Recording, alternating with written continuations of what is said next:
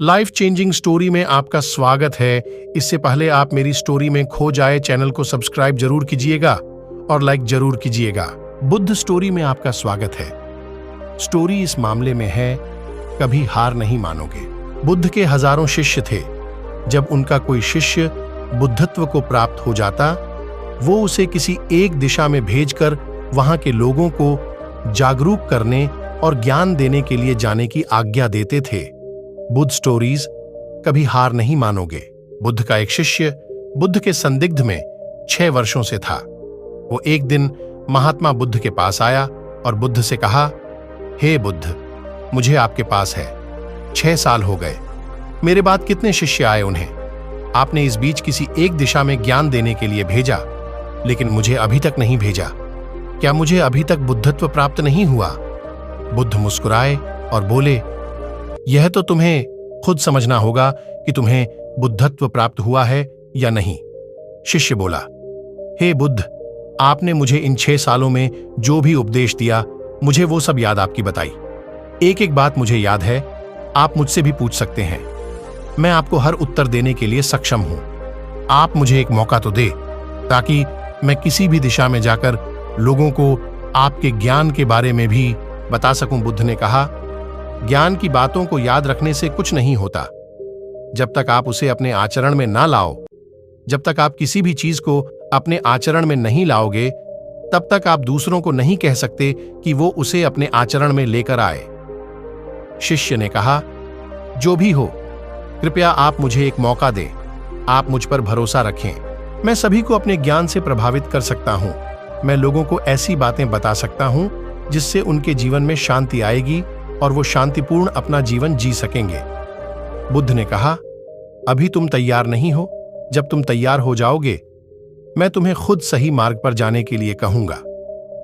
शिष्य ने कहा, क्यों बुद्ध, आपने मुझे इन 6 वर्षों में इतना भी ज्ञान नहीं दिया जिससे मैं लोगों को प्रभावित कर सकूं। बुद्ध ने कहा, ठीक है, तुम पूर्व दिशा की तरफ जाओ। वहां तुम्हें एक गांव मिलेगा।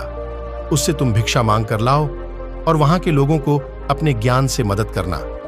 कल सुबह तुम वहां अकेले जाना और शाम को आकर मुझे बताना तुमने कैसे वहां के लोगों की मदद की।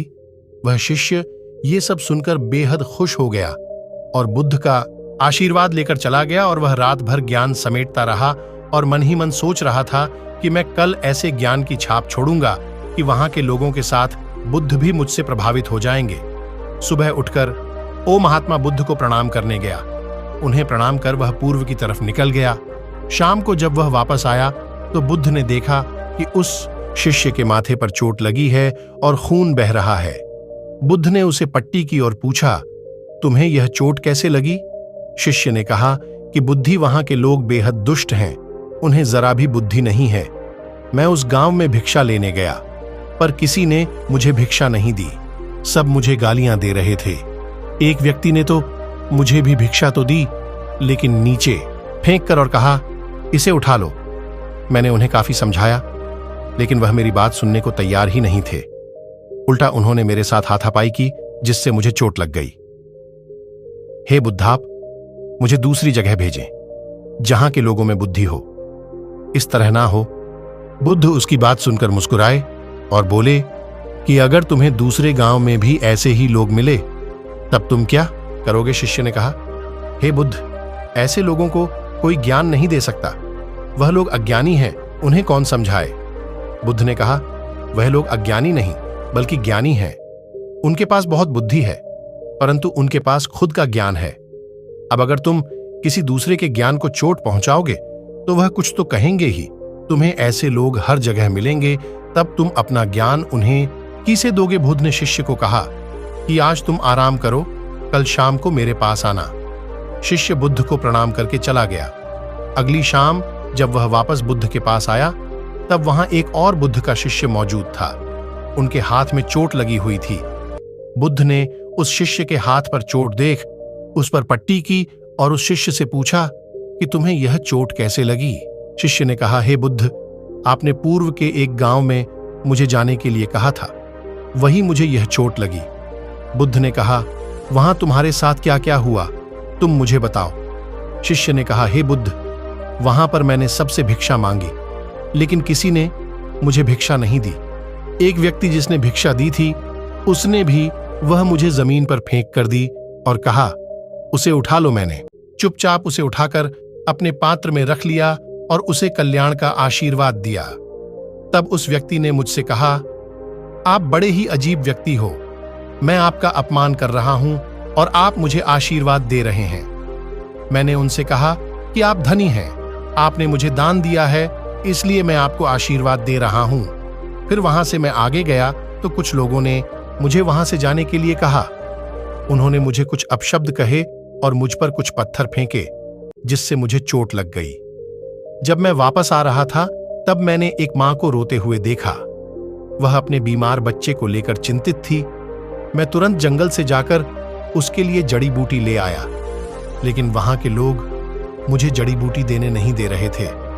फिर मैंने उनसे विनती की कि वह मुझे उस बच्चे का इलाज करने दें। उसके बाद वो जैसा कहेंगे मैं ठीक वैसा ही करूंगा। फिर जिस व्यक्ति ने मुझे भिक्षा दी थी, उसने गांव वालों को समझाया। तब उन्होंने मुझे उस बच्चे को जड़ी बूटी लगाने दी। उसके बाद वह बच्चा ठीक हो गया। फिर गांव वालों ने मुझसे अपने किए गए अभद्र व्यवहार के लिए क्षमा मांगी और मुझे धन्यवाद कहा। फिर मैं वहां से वापस आया। हे बुद्ध, आपसे एक विनती है। उस गांव के लोग बहुत भोले भाले और सीधे हैं।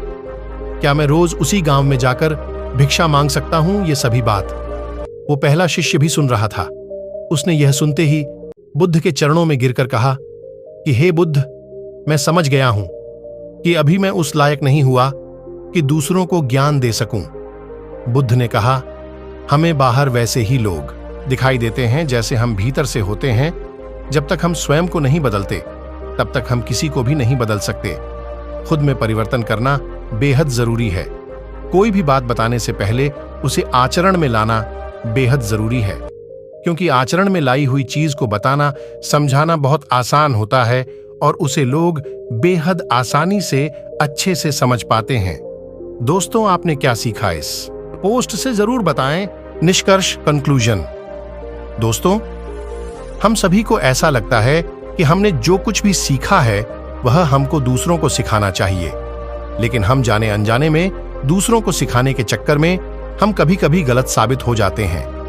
तो इसलिए दोस्तों, अगर आप किसी को भी कोई भी सुझाव देने के लिए जाते हैं, आप कोई भी चीज सिखाने के लिए जाते हैं, तो सबसे पहले आप उस कार्य को संपूर्ण रूप से और सही ढंग से अच्छे से सीख जाएं। और आपको जब यह पक्का प्रूफ मिल जाए कि अब मैं इस कार्य को संपूर्ण रूप से सीख चुका हूं, अब मैं दूसरों को सिखा सकता हूं, तभी आप दूसरों को सिखाने के लिए जाएं। अन्यथा आपके साथ दुर्व्यवहार हो सकता है और आपको क्षति भी पहुंच सकती है।